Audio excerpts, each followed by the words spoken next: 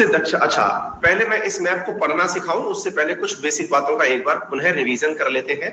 Revision इस बात का कि इस धरती के गोले को पढ़ते समय अपनी सुविधा के हिसाब से इसे दो भागों में बांटा जाता है, आइदर अप और डाउन और लेफ्ट और राइट, है ना। किसी भी चीज को मतलब आसान करने का हमारा तरीका यही होता है कि मतलब भागों में बांट दिया जाए ताकि आसानी से पढ़ना हो जाता है। जैसे मान लीजिए कि मैं आपको कोई टास्क दूं तो आप खुद से हाफ वर्क डन को बहुत महत्व देते हैं कि हाँ भाई आधा काम हो गया। ऐसे ही मैं इस मैप को दो भागों में बांट दे रहा हूं, एक ऊपर की तरफ वाला भाग और एक नीचे की तरफ वाला भाग, या फिर एक राइट हैंड साइड का भाग और एक लेफ्ट हैंड साइड का भाग। क्लियर। ऊपर और नीचे के बटे हुए भागों को हेमिस्फीयर कहा गया, या फिर लेफ्ट और राइट बटे हुए भागों को भी हेमिस्फीयर कहा गया। ऊपर और नीचे ऊपर वाले हिस्से को नदर्न हेमिस्फीयर नाम दिया गया। अब देखिए दिशाओं को एक बार के लिए हम फिलहाल समझ लेते हैं। ऊपर की तरफ नॉर्थ बोला जाता है, नीचे की तरफ साउथ बोला जाता है, राइट में ईस्ट बोला जाता है, लेफ्ट में वेस्ट बोला जाता है। ठीक है रश्मि बेटा, आपने पैसे नहीं दे रखे हैं फिर भी आपको दिख रही है, दैट मींस ये स्पेशल क्लास है ना। हाँ जी, तो इन दिशाओं को हमने चार भागों में बांट रखा है, ऊपर नॉर्थ, नीचे साउथ, राइट में ईस्ट, लेफ्ट में वेस्ट। तो जो ऊपर वाला भाग है, अब कहां से ऊपर वाला भाग, मतलब किसको ऊपर वाला माने, इसको ऊपर वाला माने, इसको ऊपर वाला माने, इसको ऊपर वाला माने, किसको माने। तो हमने कहा धरती को बीचों बीच से दो भागों में बांट दो। जहां से बांटा गया वो 0 डिग्री रेखा है, लैटिट्यूड है। 0 डिग्री लैटिट्यूड से ऊपर नदर्न है और 0 डिग्री लैटिट्यूड से नीचे सदर्न है। दिशाओं को कैसे बांट दिया, ऊपर नदर्न, नीचे सदर्न। तो 0 डिग्री से ऊपर नदर्न, 0 डिग्री से नीचे सदर्न, दो भागों में बांटा गया, इसलिए नदर्न हेमिस्फीयर और सदर्न हेमिस्फीयर। इस प्रकार से इस गोले का विभाजन कर दिया गया। गौतम मुश्किल से 2-3 दिन में आ रही है बेटा, है ना। क्लियर हो गया। तो यहां पर क्या है, बिल्कुल ऋषि डेली होगी है क्लास। तो नदर्न हेमिस्फीयर और सदर्न हेमिस्फीयर। ऐसे ही पृथ्वी पर एक जगह पर 0 और लिखा गया है, वो ये रहा। और ये जो 0 है, ये 0 इसके भी रेस्पेक्ट में इधर की तरफ राइट हैंड साइड जगह है, इसको ईस्टर्न हेमिस्फीयर कहा गया। और इधर की साइड वाली जो जगह है इसे वेस्टर्न हेमिस्फीयर कहा गया। क्लियर हो गया। यानी कि ये पूरा की पूरा क्षेत्र वेस्ट हो गया, ये पूरा की पूरा क्षेत्र ईस्ट हो गया, ये पूरा क्षेत्र नॉर्थ हो गया, ये पूरा क्षेत्र साउथ हो गया। अब आपके दिमाग में एक सवाल बनेगा कि सर एक बात बताइए, एग्जैक्टली कोई हमसे यदि ये पूछ ले कि भारत कौन से हिस्से में है, भाई भारत को देख करके कोई पूछ ले हमसे ये तो दोनों हिस्सों में पड़ रहा है सर। मैंने कहा हाँ, अगर कोई आपसे हेमिस्फीयर पूछे तो आप आंसर देंगे कि भारत नदर्न हेमिस्फीयर में भी है और ईस्टर्न हेमिस्फीयर में भी है। लेकिन फॉर प्रिसीजन हम ये बोल सकते हैं कि पृथ्वी के नॉर्थ ईस्ट में भारत एग्जिस्ट करता है। ठीक है ना, ऊपर नॉर्थ, नीचे ईस्ट की तरफ भारत एग्जिस्ट करता है। क्लियर हो गया। उम्मीद है सभी साथियों को यह बात अच्छे से अब तक क्लियर हो चुकी होगी।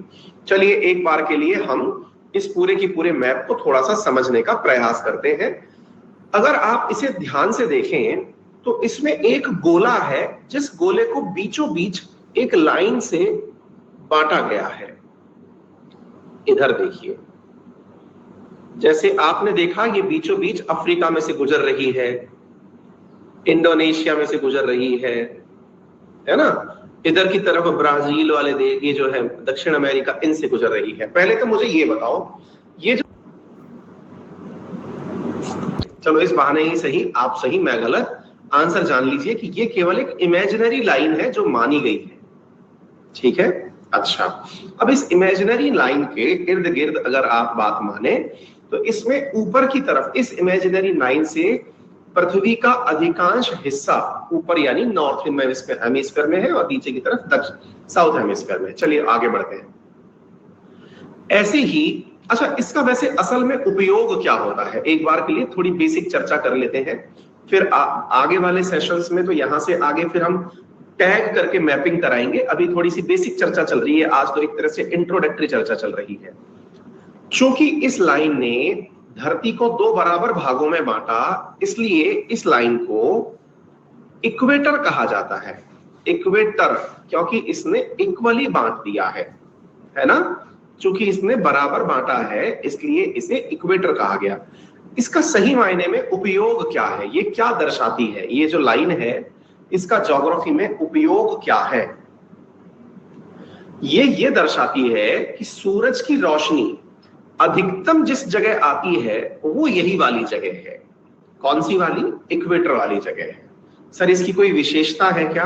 बिल्कुल, इसकी तो अनंत विशेषताएं हैं, जिनमें सबसे बड़ी विशेषता यह है कि इस लाइन पर शाम को रोजाना 4 बजे बारिश होती है। मतलब दुनिया के सारे तथ्य एक तरफ और इवनिंग में बारिश होना एक तरफ, यानी यहां पर बारिश होकर रहेगी ही रहेगी। बोले सर जब धूप है तो बारिश क्यों है? हमने कहा धूप है तभी बारिश है, क्योंकि धूप से यहां पर स्थित जो पानी है वो वेपर बनता है और वेपर बन के वो आसपास के क्षेत्र में बरस जाता है। बोले अच्छा, पहली विशेषता तो ये हो गई। सर जब बारिश है यहाँ पे तो बारिश की वजह से तो इस जमीन पर बहुत जबरदस्त जंगल भी उगता होगा। मैंने कहा ये तीनों ही जगह वर्ल्ड फेमस है। पहला, अमेजन के घने वन जो कि दुनिया के लिए फेफड़े कहलाते हैं, वो भी इक्वेटर पर ही है। नंबर दूसरा, अफ्रीका के अंदर कांगो के जंगल जो कि दुनिया के सेकंड लार्जेस्ट या सेकंड डेंस फॉरेस्ट कहलाते हैं, वो भी इक्वेटर पर ही है।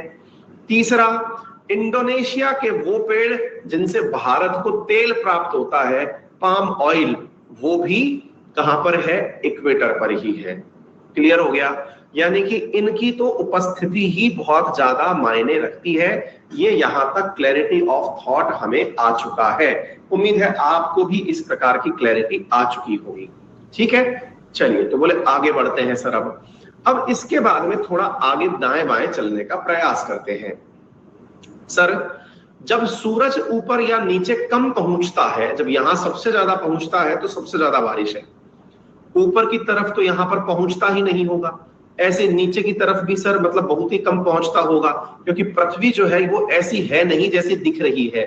मतलब ये जो है इस प्रकार से एक लाइन पर नहीं खड़ी हुई है, थोड़ी झुकी हुई है, टिल्टेड है, 23.5 डिग्री झुकी हुई है। हमने कहा तो बोले सर ऐसी स्थिति में ऊपर और नीचे का मामला कुछ अलग होता होगा। हमने कहा होता है ना। बोले क्या होता है? हमने कहा अधिकतम सूरज जो है वो यहीं तक अपनी सीधी रोशनी फेंकता है, यानी कि इस लाइन के ऊपर जाके खड़ा हो जाता है। सर ये कौन सी जगह है?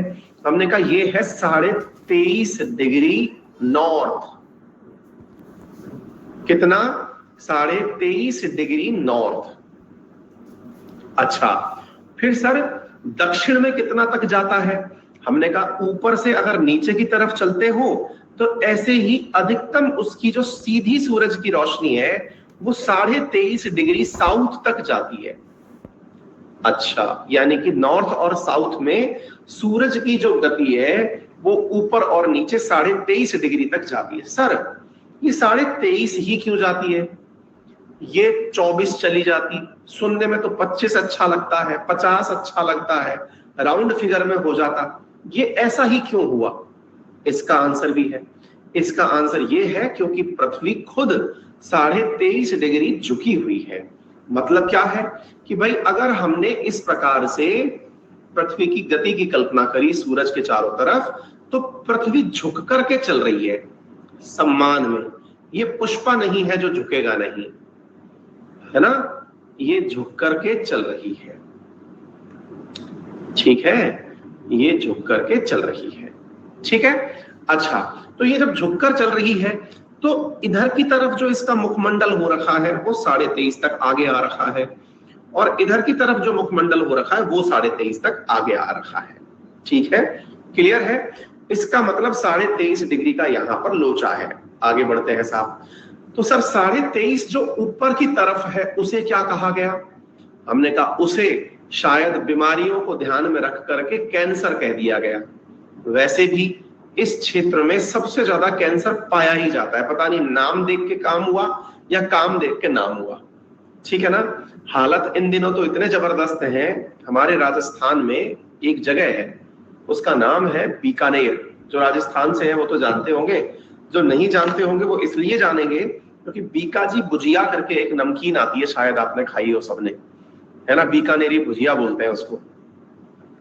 वहां पर एक मेडिकल कॉलेज है, और जो मेडिकल कॉलेज है वहां पर वीक में एक दिन या 2 दिन एक ट्रेन आती है।